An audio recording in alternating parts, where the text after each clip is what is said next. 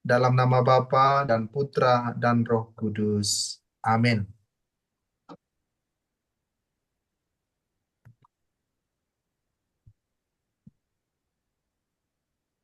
Hari ini, November tahun 1932,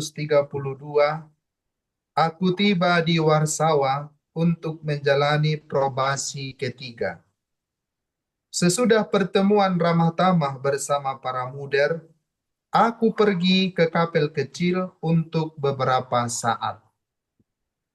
Tiba-tiba kehadiran Allah memenuhi jiwaku, dan aku mendengar kata ini, "Putriku, aku ingin agar hatimu dibentuk mengikuti model hatiku yang rahim. Engkau harus sepenuhnya dipenuhi dengan kerahimanku." Mudar pembimbing yang tercinta tiba-tiba menanyai aku, apakah aku sudah menjalani suatu retret pada tahun itu, dan aku berkata, belum. Kalau begitu, engkau harus menjalani lebih dulu suatu retret sekurang-kurangnya selama 3 hari. Syukur kepada Allah, di Walendo sedang dilaksanakan suatu retret 8 hari, dan aku dapat ambil bagian di dalamnya. Tetapi kesulitan-kesulitan muncul dalam kaitan dengan kepergianku ke retret itu. Ada orang yang sangat menentang kepergianku, dan tampaknya aku tidak dapat pergi. Sesudah makan siang, aku masuk ke kapel untuk adorasi selama 5 menit.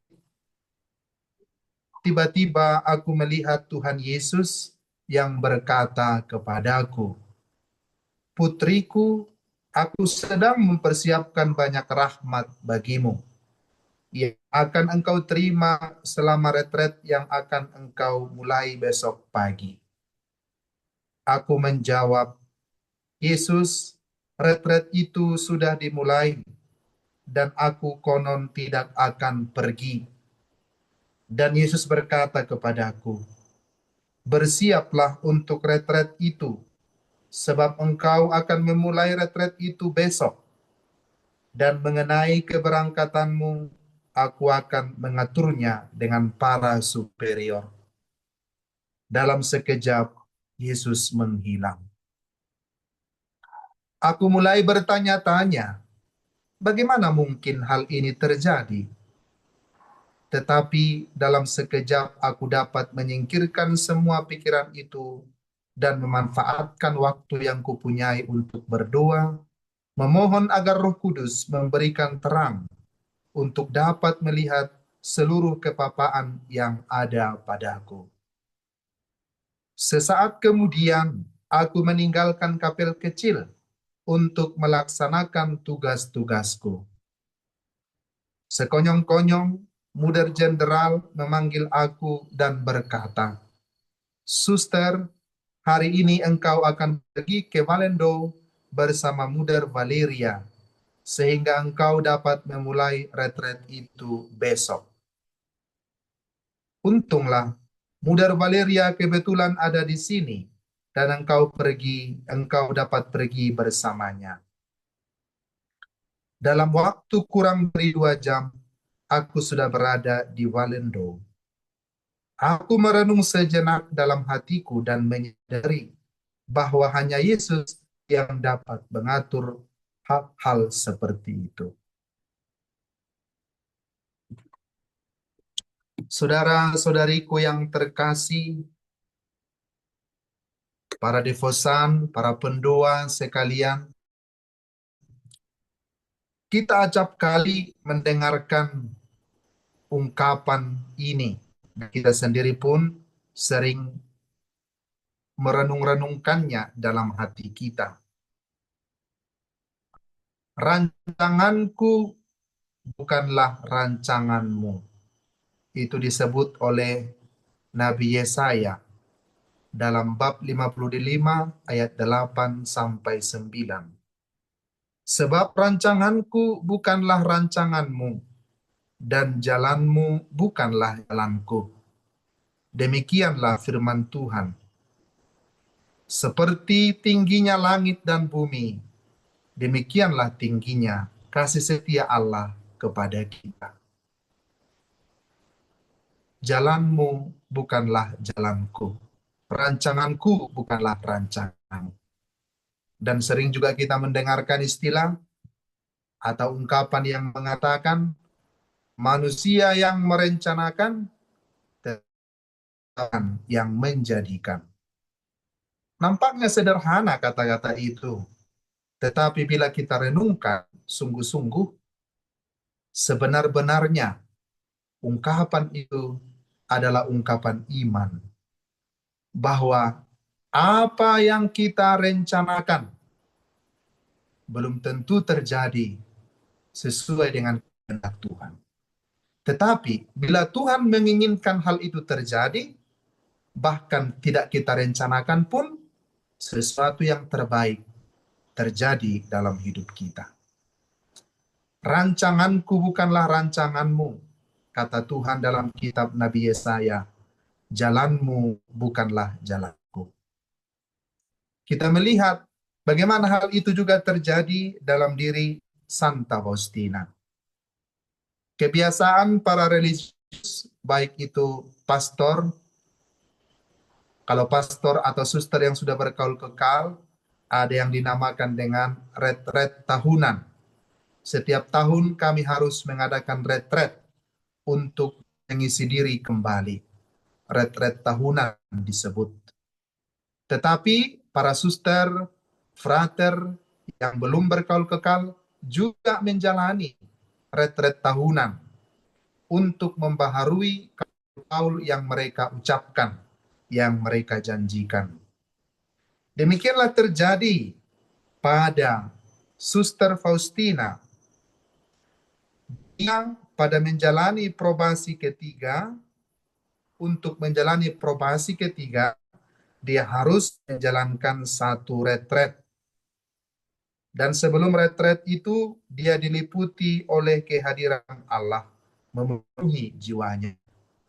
Dan apa yang dikatakan oleh Allah kepadanya di dalam hatinya ialah, putriku, aku ingin agar hatimu dibentuk mengikuti model hatiku yang rahim. Engkau harus sepenuhnya dipenuhi dengan kerahimanku. Yesus ingin menjadikan Suster Faustina, Santa Faustina, dibentuk oleh hati Yesus sendiri. Model hati Yesus menjadi model hati Santa Faustina. Santa Faustina harus menjadikan model hati Yesus menjadi hatinya. Saudara-saudariku yang terkasih, bulan Juni disebut sebagai bulan hati kudus Yesus. Bulan Juni didedikasikan kepada hati kudus Yesus. Hati kudus Yesus yang menyala-nyala karena cinta, yang dicurahkan kepada kita, meminta dari kita semua, dari setiap kita, supaya hati kita juga terbuka untuk cinta dan nyala-nyala untuk cinta kasih ilahi. Dalam mencintai Tuhan, dalam mengikuti kehendak Tuhan, bukan Tuhan yang berubah, bukan hati Tuhan yang berubah, tetapi hati kita yang diubah menjadi seperti hati Tuhan. Tuhan tidak pernah berubah, dan dia tidak akan mengubah dirinya. Dia tetap mencintai kita, mengasihi kita, bagaimanapun kita. Tetapi manusia yang bersatu dengan Yesus, yang bersatu dengan Allah, menjadi serupa dengan model hati Yesus. Saudara-saudariku yang terkasih, kembali kepada kapan Nabi Yesaya tadi. Rancanganku bukanlah rancanganmu, jalanku bukanlah jalanmu. Kita melihat tadi, dalam menghadapi atau menjalani retret untuk probasi ketiga itu, Faustina bukannya menghadapi kemudahan, tetapi dia mengalami kesulitan karena dikatakan ada orang tertentu yang sangat menentang supaya Santa Faustina tidak usah pergi. Maka Santa Faustina sudah mulai percaya bahwa tidak mungkin dia akan pergi. Padahal Yesus sudah memberi dia pesan bahwa dia hatinya harus diubah seturut model hati Yesus yang Maha Rahim. Tetapi kita mendengarkan kata-kata Yesus, "Putriku, aku sedang mempersiapkan banyak rahmat bagimu yang akan kau terima selama retret yang akan engkau mulai besok pagi." Tapi Santa Faustina kembali berkata, "Yesus, retret itu sudah mulai, tidak akan pergi." Dan Yesus meneguhkan berkata kepadanya, "Bersiaplah untuk retret itu, sebab engkau akan memulai retret itu besok. Dan mengenai keberangkatanmu, aku akan mengaturnya dengan para superior." Kita melihat bagaimana Yesus bertindak dalam diri Santa Faustina. Dan apa yang terjadi? Memang segala-galanya terjadi dengan sangat baik. Bukan seperti pikiran Santa Faustina, tetapi seperti apa yang direncanakan oleh Yesus. Dan melihat tiba-tiba katanya, Muder Jenderal memanggil dia. "Suster, hari ini engkau akan pergi ke Balendo bersama Muder Valeria, sehingga engkau dapat memulai retret itu besok." Dan dikatakan, "Syukurlah Muder Valeria ada di sini, sehingga engkau dapat pergi bersama dia." Dan dikatakan, dicatatnya, "Dalam waktu kurang dari 2 jam, aku sudah berada di Balendo. Aku merenung sejenak dalam hatiku dan menyadari bahwa hanya Yesus yang dapat mengatur hal-hal seperti itu. Jalanku bukanlah jalanmu, rancanganku bukanlah rancanganmu." Apabila kita menyerahkan seluruh kehendak kita, keyakinan kita kepada Tuhan, Tuhan mengatur seluruh kehidupan kita. Tuhan mengatur yang terbaik dalam hidup kita. Dan itu adalah salah satu inti dari devosi kerahiman ilahi. Percaya sepenuhnya kepada Yesus. Sepenuhnya kepada Yesus, menyerahkan sepenuhnya kepada Yesus. Seperti bayi dalam pangkuan ibunya. Seperti bayi yang mempercayakan hidupnya kepada Tuhan. Itu adalah salah satu inti yang sangat penting dalam devosi kerahiman ilahi. Jesus, I trust in you. Yesus, aku percaya kepadamu. Yesus, aku mengandalkan engkau. Yesus, engkau andalanku. Ini adalah salah satu inti terdalam dari devosi. Mempercayakan hidup kita sepenuhnya kepada Yesus. Seperti seorang anak kecil yang mempercayakan seluruh hidupnya dalam pelukan ibunya, dalam pemeliharaan ibunya, dalam kasih sayang ibunya. Demikianlah setiap devosan kerahiman ilahi harus mempercayakan sepenuh-penuhnya hidupnya ke dalam tangan Yesus, ke dalam tangan Allah. Maka kita memang perlu diubah. Hati kita ini harus diubah seperti hati Yesus yang Maha Rahim.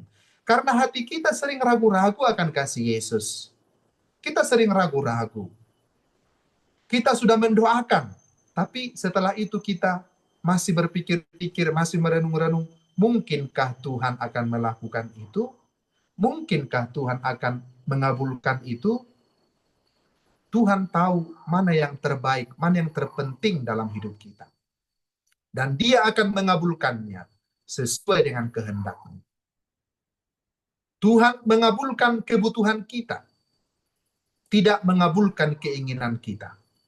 Sebab kebutuhan itu lebih mendalam dan lebih penting dalam hidup kita. Keinginan itu tidak selalu sejalan dengan kehendak Allah. Saudara-saudariku yang terkasih, yang paling penting ialah seperti dikatakan oleh Yesus kepada Santa Faustina, "Putriku, aku ingin agar hatimu dibentuk mengikuti model hatiku yang rahim.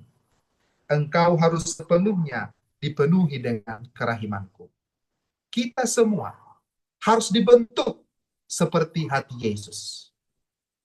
Seorang devosan kerahiman ilahi, seorang yang sering berdoa kerahiman ilahi, harus dibentuk di dalam seperti hati Yesus.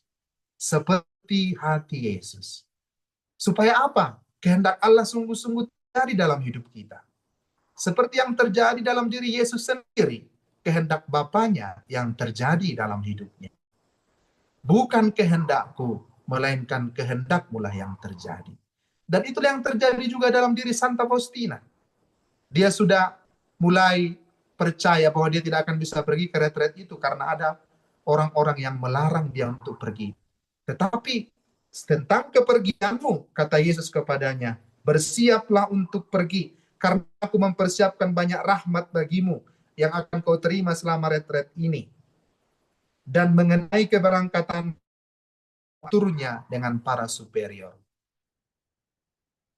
Betapa luar biasa Tuhan bekerja di dalam diri Santa Faustina. Saudara-saudariku yang terkasih, mari dalam jam kerahiman ini, kita menyerahkan hidup kita ke dalam tangan Yesus. Tuhan yang telah merancang sesuatu yang indah di dalam kehidupan kita. Seperti Santa Faustina yang mempercayakan seluruh hidupnya dan hatinya diubah menjadi seperti hati Yesus yang rahim. Kita juga pada jam kerahiman ini, mari kita serahkan hati diri kita agar semakin diubah seperti hati Yesus. Mari kita bawa seluruh rencana-rencana kita, rancangan-rancangan kita, supaya sesuai dengan rancangan dan kehendak Allah. Mari kita masuk pada jam kerahiman yang agung ini, menyerahkan dan merenungkan Yesus Kristus yang menderita sengsara dan wafat bagi kita.